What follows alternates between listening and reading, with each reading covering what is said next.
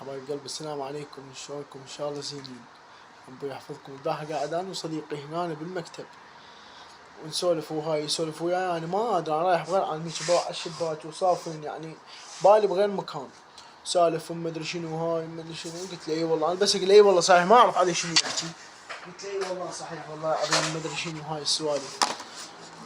كان قال لي محمد انت وياي؟ قلت له ها. قال شنو وش حكيت؟ قال لي كان صار ساعة حكي. قلت له ها لا سمعتك. اي والله صحيح يا اخي، شو نسوي يا هاي الناس كلها، مجتمعنا وهاي الحمد لله والشكر كلهم طيبين وهاي. كان يقول يا ناس. قلت له انت غير تحكي على الحياة الاجتماعية؟ قال معود يا حياة اجتماعية، انا جاي احكي على السيارة. قلت له ها ايوه السيارة، بس انا خليتها على غير، انا عبالي تحكي على هذه. قال احكي على السيارة. قلت له يا اخي وديها للتصليح. قال يا تصليح معود ما بيها شيء. قلت لك السيارة ما بيها بنزين، راح فولها بنزين. قلت له ها يروح فولها. قال قال لي ها يلا هسه شوف مدري شنو، انه بسولف هم انا رحت بغير العالم. جا قال لي ها محمد وياي؟ قلت له وياك حبيبي وياك اسمعك. هي والله صحيح صحيح صحيح والله صحيح. انه بالاخير قال لي قل لك محمد انا يوم نسولف في الحيطان. قلت له اوقف مرخصتك بس دقيقة، سولف براحتك. قام يسولف يسولف يسولف، اخذتنا عيني نومه. بالاخير ولد مل وما ادري شنو حكى وراح.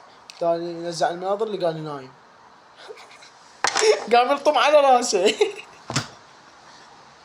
قال لي خليني اروح الشغل احسن لي. قلت له حبيبي روح الله وياك.